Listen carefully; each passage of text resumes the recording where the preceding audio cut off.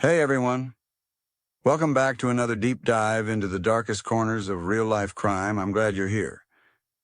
It was the kind of Friday night that looked like a picture-perfect snapshot of suburban calm. The sky over Forsyth County, Georgia, was clear and quiet. Warm porch lights glowed over manicured lawns.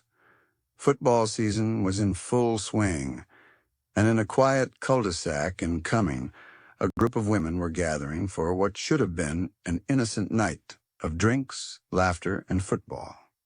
The host, Jeannie Myers, had invited over a dozen friends to her home for an adult slumber party, a casual get-together, where the women could unwind while their kids were elsewhere. They called themselves football moms. They were white, middle-class, tight-knit, and local. Most of them knew each other through their children's school or sports leagues. It was supposed to be harmless fun, just women letting loose over wine, games, and late-night gossip. Tamla Horsford stood out the moment she arrived. She was 40, black, confident, and beautiful. A wife, a mother of 5. Originally from the Caribbean island of St. Vincent, she had a warm smile, a thick accent, and a friendly charm that made her easy to like. She wore a white onesie with paw prints on it, a playful pajama party outfit, and brought a bottle of tequila as her contribution to the evening. Tamla was invited by one of Jean's close friends, Stacy Smith. It wasn't her usual circle, but she was known as someone who brought energy into any room. The group welcomed her in. There were drinks poured, snacks set out, and conversations flowing around the room. It was all captured in photos. Smiling women on couches, some seated at the kitchen island, others in the living room cheering during the game. But less than 12 hours later, Tamla Horsford would be found face down in the backyard, dead. Her body was stiff, cold, her arms strangely positioned at her sides. Her injuries were extensive, more severe than one might expect from a fall off a second-floor deck. Her phone and flip-flops lay nearby. The railing she was said to have fallen from was intact. The backyard was undisturbed. There was no blood trail, no scream heard, no crash in the night. The official story was that she had fallen, that she had drunk too much and accidentally tumbled over the balcony in the darkness, that it was an unfortunate accident. But that story never made sense. Not to her family, not to her friends, and not to the growing number of people who would come to see her death as something far darker than a mere misstep in the night. To understand what really happened at the Myers home that night, we have to rewind to the hours before the party began. Tamla was in good spirits that day. She had texted friends about the party, excited to have a rare night out. Her children were accounted for. Her husband, Leander, was supportive. She planned to have a few drinks, hang out, and sleep over. She packed her pajamas and drove herself to Jean Myers' house in her own SUV. Guests began arriving around 7 p.m. There were 12 in total, 8 women and 4 men. Though billed as a ladies' night, Jana's boyfriend, Jose Barrera, was also in attendance, along with a few other men. Some were spouses who stopped by. Others, like Jose, stayed the entire time. Photos taken throughout the evening showed Tamla smiling, holding a red Solo cup, joking with others. She drank tequila, played Cards Against Humanity, and FaceTimed her stepdaughter. She was happy, energetic, but not reckless. There's no indication in any of the footage that she was impaired or unsteady. At some point past midnight, several of the women retired to guest rooms or couches. Some went home. Tamla reportedly stayed up a bit later. According to Jose and Jean, she was last seen around 1:45 a.m., still awake, still standing, and allegedly preparing to smoke one last cigarette on the back deck. That moment, if it happened, is the last anyone ever reported seeing Tamla alive. At 8:59 a.m., a 911 call was placed. John Myers' voice was shaky as she handed the phone over to Jose Barrera, who took control of the call. Jose told the dispatcher that Tamla had apparently fallen off the balcony sometime during the night and was not breathing. He referred to her body as stiff. He said her face was down in the grass. He tried to suggest she had fallen over the deck railing. He mentioned the drinking, emphasizing that Tamla had been drinking tequila and smoking marijuana. He was calm, too calm. In the background of the call, someone said quietly, "She's not moving one bit." First responders arrived quickly. They found Tamla lying face down in the backyard, clad in her onesie. The ground was undisturbed. There was no blood visible, no vomit, no signs of a scuffle. Her body appeared to be undisturbed, but her injuries, once listed, raised immediate red flags. Tamla had a laceration on the right wrist, described as so deep the bone was visible, a broken neck and dislocated wrist, a traumatic brain injury, abrasions and cuts all over her body, a blow to the head consistent with blunt force trauma. And yet, the official autopsy ruled her death an accident, a result of high blood alcohol levels and a fall from the balcony. But the questions began piling up almost immediately. Why did no one hear anything? No crash, no scream, no impact? Why did it take over 7 hours to call 911? Why did the guests clean up the party area before police arrived, wiping down counters, collecting cups, and putting away food? And why, in a group of adults, did no one notice she was missing for that long? Jose Barrera, the man who made the 911 call, wasn't just Jean's boyfriend. He was a former pretrial officer for the Forsyth County court system. Shortly after Tamla's death, he accessed the incident report using his official credentials, an action that later got him fired. Police interviewed all attendees of the party. Their statements were full of small contradictions, memory lapses, and dismissals. Some guests claimed they went to bed and assumed Tamla had left. Others insisted she was the last one up, that she must have fallen while they were sleeping. Jeanne said Tamla was a little drunk, but not alarming. No one claimed to hear anything unusual during the night. Her phone was found downstairs on the floor, nowhere near her. Her slippers were off, her clothes weren't torn or stretched, just bloodstained from her injuries. Her fingernails were intact. Her knuckles weren't bruised. There were no defensive wounds, and yet the level of trauma on her body, particularly the head trauma, seemed hard to reconcile with a short balcony fall onto soft grass. In February 2019, Tamla's family paid for a second autopsy performed independently. The findings were chilling. The second autopsy concluded her injuries were inconsistent with a fall, and that the blunt force trauma to her head, neck, and torso suggested possible assault. Her wrist was broken in a way that looked defensive, as if she had raised her hand to block a strike. The position of her body, too, arms at her sides, face directly down, didn't match typical fall trauma. Most people fall in a reflexive posture, arms out or to the side. Tamla looked placed, or worse, dropped. But despite these findings, the case was not reopened. Instead, the Forsyth County Sheriff's Office stood by their ruling: accidental death. Tamla Horsford's name slowly began to fade from headlines until 2020, when the Black Lives Matter movement and national protests brought a renewed spotlight on cases involving black victims, especially black women, whose stories had been minimized or dismissed. The call for justice in Tamla's case erupted online. Celebrities, activists, and thousands of ordinary citizens began demanding answers. Petitions were signed, hashtags trended, and public pressure mounted. Still, no arrests, no new charges, and no official reopening of the case. Tamla's family, especially her husband Leander, and her stepdaughter have never accepted the story they were given.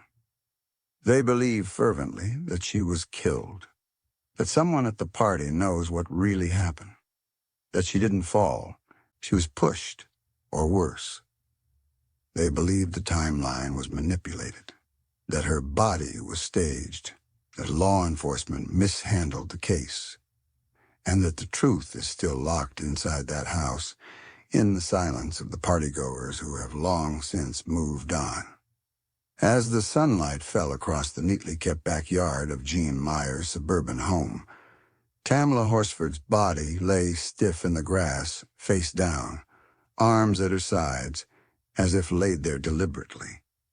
The cold morning air didn't answer questions, but her posture raised them.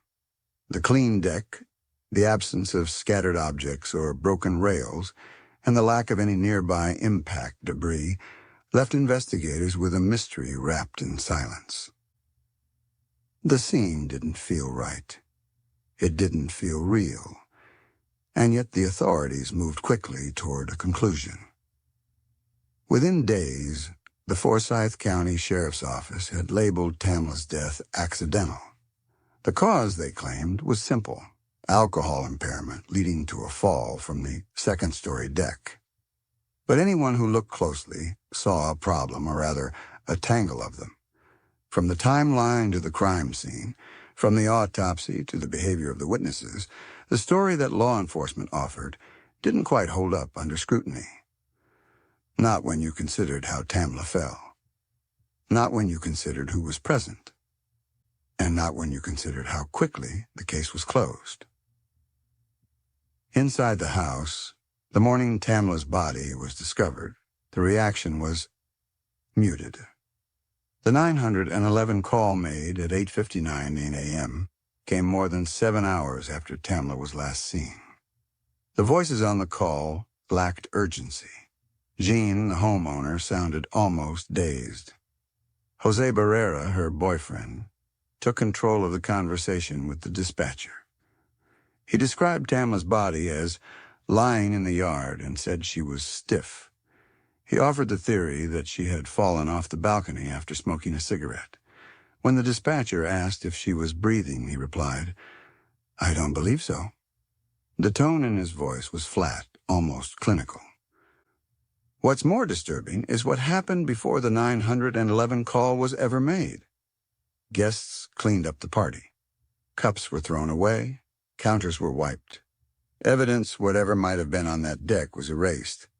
And during this cleanup, Tamla's body lay outside in the grass, unattended, unacknowledged for hours. The people in that house claimed they didn't know where she was, that they assumed she had left early in the morning. But her SUV was still parked outside. Her phone was inside. Her shoes were off. No one tried to call her. No one walked outside to look for her. And no one saw or heard anything that night, or so they claimed. Jean Myers was not just a party host. She was an employee of the Forsyth County court system. So was her boyfriend, Jose Barrera. And it wasn't long before questions of influence, bias, and cover-up began creeping in. Not only had Jose accessed the incident report after Tamla's death using his official court login, but once the family learned of it, he was fired, quietly and without any criminal investigation into his actions. That alone left a stain on the department's handling of the case. If Tamla's death was truly accidental, what was he trying to see or possibly hide by breaking protocol? Then there were the inconsistencies in witness statements. One guest, Stacy Smith, who had invited Tamla, described her as a little drunk but in control. Another guest said she seemed fine but later changed her story. The men at the party, including Jose and one other male guest, gave strangely uniform versions of events, as if rehearsed. All of them insisted they had gone to bed and heard nothing. But why did Tamla's injuries, revealed in the second autopsy, not match those of a simple fall? Why were her wrists and neck both broken? Why did she have abrasions on her face, arms, and shins? Why was there a deep laceration on her wrist, down to the bone? The state medical examiner initially declared that acute ethanol intoxication was a contributing factor in her death. But even then, the blood alcohol level .238 seemed inconsistent with her behavior captured in photos and videos taken just hours earlier. She was smiling, balanced, articulate. And tequila, while strong, does not typically produce blackout-level drunkenness unless consumed in extraordinary quantities, none of which were confirmed by anyone at the party. There was marijuana in her system, too, but again, not enough to explain the extent of her injuries. When Tamla's family requested the second autopsy, they expected clarification. What they got was far worse. The independent forensic pathologist, Dr. Chris Sperry, former chief medical examiner of Georgia, raised serious concerns. He pointed to several injuries, including a blow to the head and a dislocated wrist, as potentially consistent with a struggle or physical assault. He emphasized that her body position, face down with arms at her sides, was not consistent with typical fall postures. He concluded that the possibility of homicide cannot be excluded, and yet Forsyth County refused to reopen the case. The sheriff's office maintained there was no foul play. They released a final report in February 2019 that restated their conclusion. Accidental death. No suspects, no charges, no investigation into the inconsistencies. The report was cold, clinical, final. Tamla's family was devastated. The public were not done asking questions.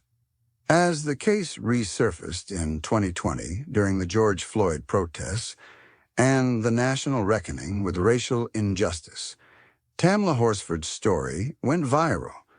She became one of several black victims whose cases were never fully investigated, never treated with the seriousness they deserved.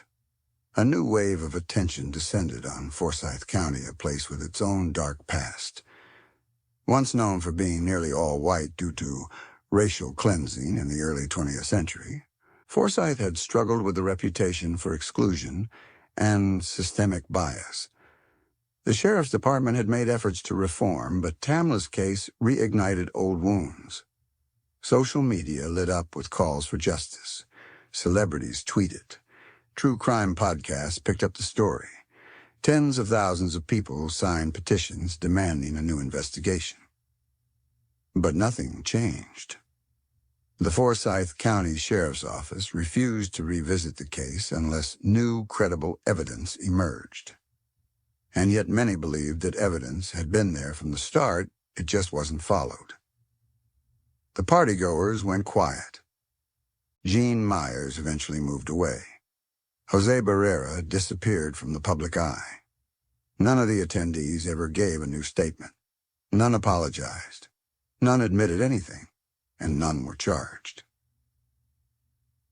The silence surrounding Tamla's death became its own kind of violence, a quiet wall of denial protecting the last people to see her alive. In one of her last known texts before arriving at the party, Tamla wrote, "I'm excited. Mama's going out tonight." It was rare for her to have a night to herself. With 5 children and a job, she rarely socialized outside of close friends. But she trusted her friend Stacy. She wanted to enjoy the party. She wanted to belong. Instead, she died alone in the grass, while people inside that house slept or claimed to. Her husband, Leander Horsford, described the pain of explaining her death to their children. He couldn't find the words to describe how someone could go out for a fun night and never come home. He never believed she simply fell. Neither did Tamla's stepdaughter, Mariah, who led many of the online efforts to raise awareness. She posted constantly about the case, shared the facts, dismantled the official narrative piece by piece.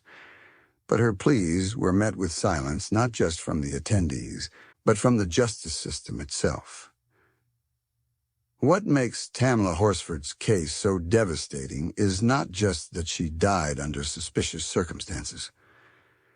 It's that every institution, that could have protected her from the court system, to the sheriff's office, to the medical examiner's office, failed her. It's that her body bore the marks of something more than a fall, and no one was held accountable. It's that the people who cleaned up the party waited hours to call for help and gave vague and contradictory accounts were never thoroughly investigated. And it's that if she had looked different, if she had belonged to the same social circle, or if the house had been in a different zip code, the outcome might have been different. There's a kind of fear that lingers in cases like these, not the fear of violence itself, but the fear of its erasure. The fear that a life can be taken, and the system will call it an accident and move on. The Horsford family has refused to move on. They continue to fight, to speak out, to demand justice, even as the world forgets. But Tamla's name still echoes in corners of the internet, in the hearts of those who watched her smile in those party photos and wondered what happened in the hours after. Something happened. Something more than a fall. And someone, maybe more than one person, knows exactly what it was. The initial autopsy report came in like a hammer dressed in a silk glove. The Forsyth County medical examiner ruled Tamla Horsford's death an accident. Cause?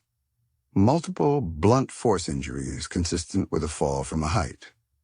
The narrative supported the original assumption that she had accidentally tumbled over the deck railing in the dark of night, possibly under the influence, landing face down in the backyard below. It should have brought some kind of closure. But it didn't. The more people looked at the official findings, the more the questions piled up like layers of fog refusing to lift. The injury list alone was enough to make most forensic pathologists shift in their seats. Blunt force trauma to her head, neck, torso, and extremities, including abrasions to her face, a laceration on the right wrist, and deep cuts on her shins. Her wrist was dislocated, and the cause of death was listed as multiple blunt force injuries due to a fall. But then there was the strange addition, post-mortem alcohol intoxication. That phrasing alone sparked a wave of confusion. How could someone be intoxicated after death? Was this an error? Or was the wording a quiet flag from a medical examiner hesitant to challenge the narrative too directly? And that wasn't the only inconsistency. Tamla's blood alcohol level was listed at .238, nearly 3 times the legal limit for driving, and the presence of Xanax and THC was also noted in her system. But no one at the party remembered her appearing excessively drunk or high. In fact, several women said she was her usual cheerful, friendly self. Some even commented that she seemed like the only one holding it together that night. And yet the autopsy painted the picture of a woman too impaired to remain upright on a deck. Even if she was intoxicated, even if she fell, the injuries didn't line up with a simple fall from a 14-foot-high deck. A fall like that might result in a broken leg, maybe a concussion. But facial trauma, neck injuries, wrist dislocation, and lacerations across her arms and legs, that level of damage looked more like someone who had been in a car accident or some feared physical altercation. And then there was her wrist. Her right wrist was not only dislocated, it was gashed so deeply that some questioned whether it had been cut by glass or another sharp object. But no broken glass was ever found beneath the deck, and no one could explain how the cuts had occurred. Tamla's family, now fully engaged in demanding answers, hired a second pathologist to conduct an independent autopsy. That second report contradicted the official narrative. Even further, it identified injuries consistent with physical struggle, including abrasions on her hands and forearms that might have been defensive wounds. The pattern of injuries suggested she had perhaps fallen after being pushed or struck, not simply stumbled and toppled over a railing. But the second autopsy didn't change anything. The Forsyth County Sheriff's Office stood by its original findings. And the people at the party? They had already lawyered up. From early on, it was clear that the other guests at the slumber party, all white women in their 40s, and one man, or Jose Barrera, the homeowner's boyfriend, had quickly sought legal counsel.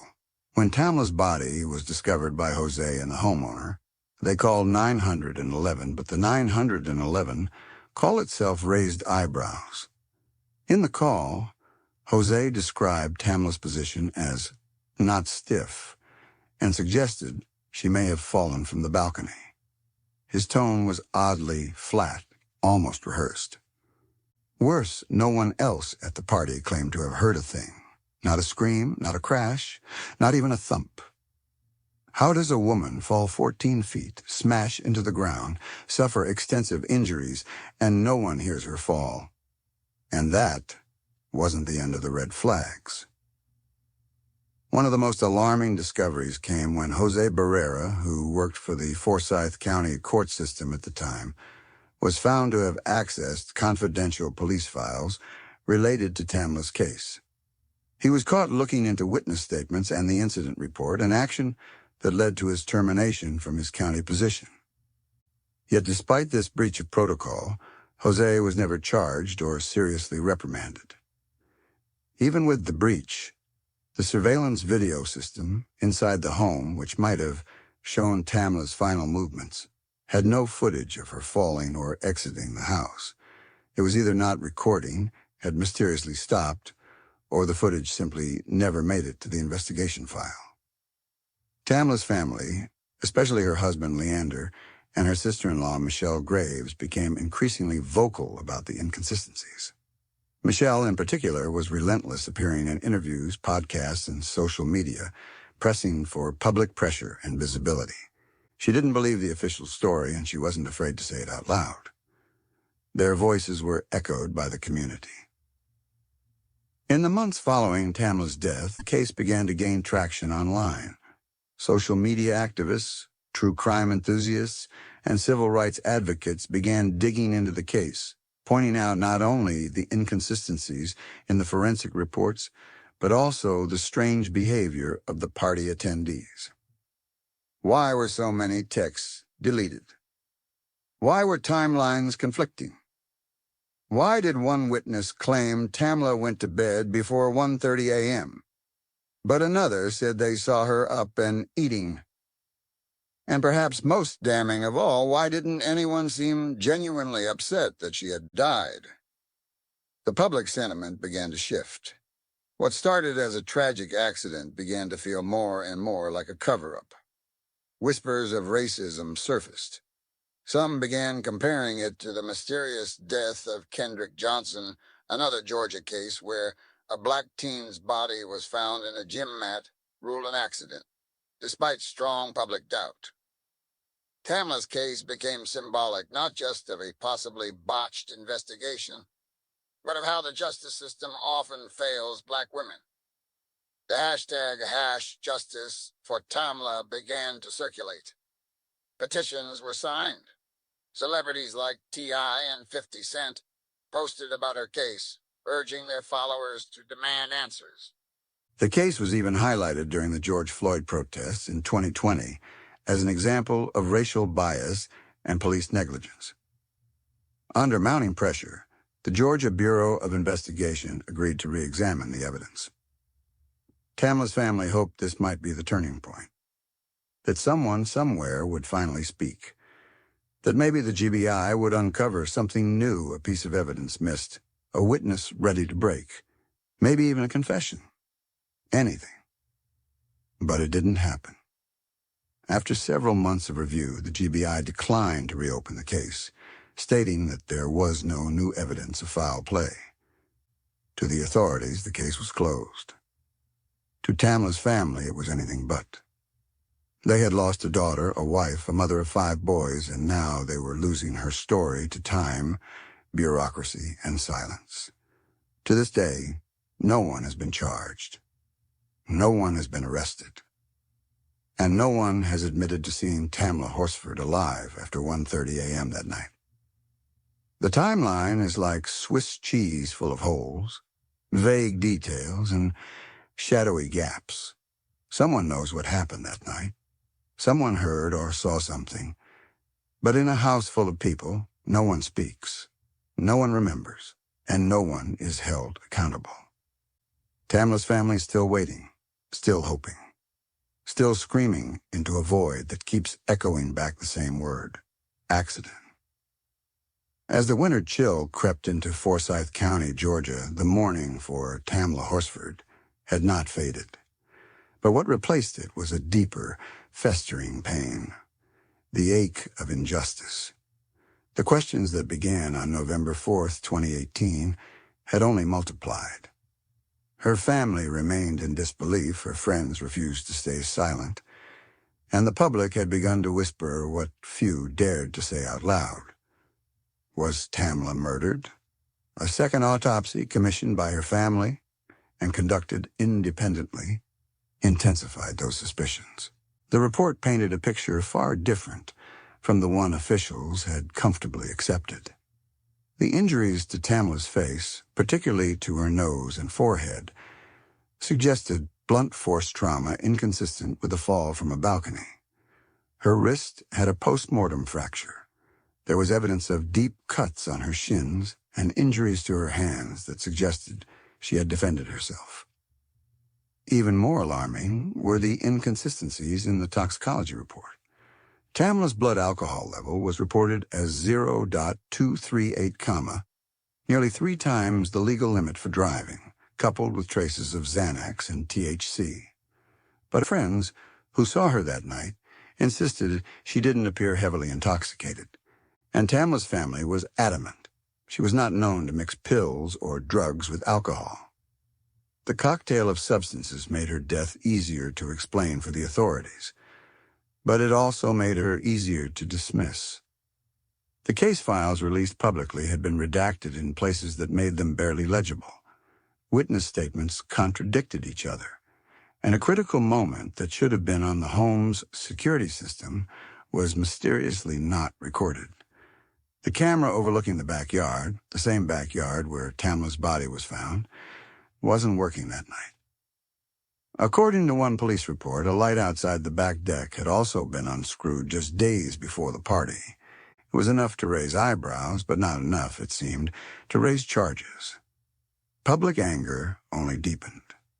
Social media users flooded the Forsyth County Sheriff's Office page with demands for answers. The hashtag #Justice for Tamla Horsford gained traction. Celebrities spoke out. The family attorney, Lee Merritt, released multiple statements pushing back against the idea that this was a tragic accident.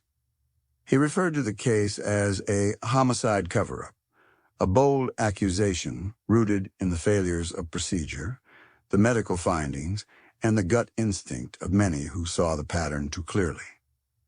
A mother doesn't simply fall off a balcony, face down, in a quiet residential backyard, and no one hears a thing. Then came the leak.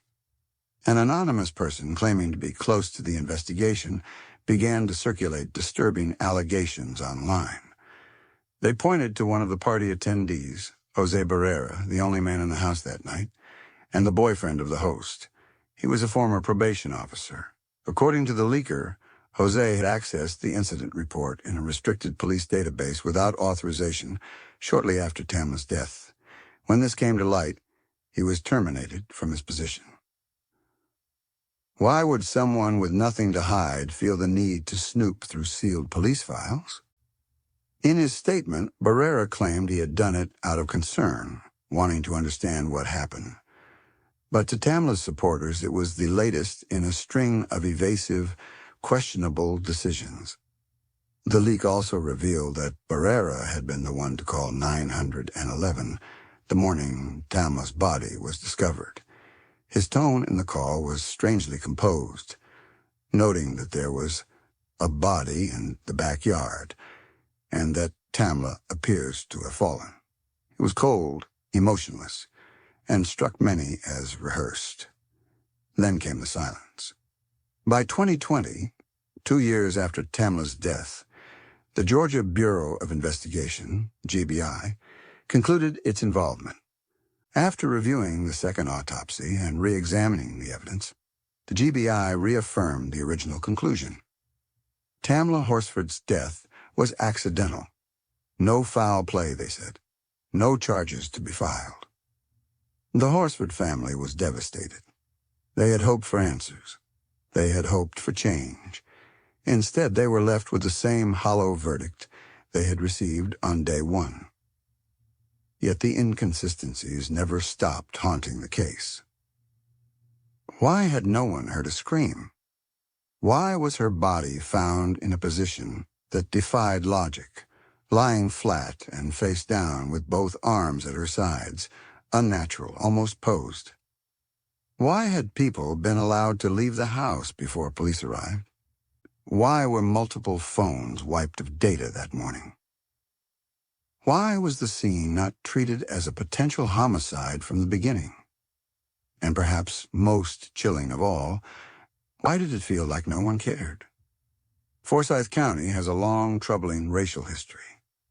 In 1912, it infamously expelled all black residents, a stain that lingered for generations. While the demographics had shifted slightly over time, it remained an overwhelmingly white and conservative area. For many observers, Tamla Horsford's death brought those ghosts screaming back into the present. A black woman, dead in the backyard of a white woman's home. Multiple white women inside. One white man, a flawed investigation, an impossible fall, and a verdict that didn't align with the injuries, the evidence, or the human instinct that something had gone terribly, deliberately wrong. To this day, no one has been charged. No arrests, no trials, just silence.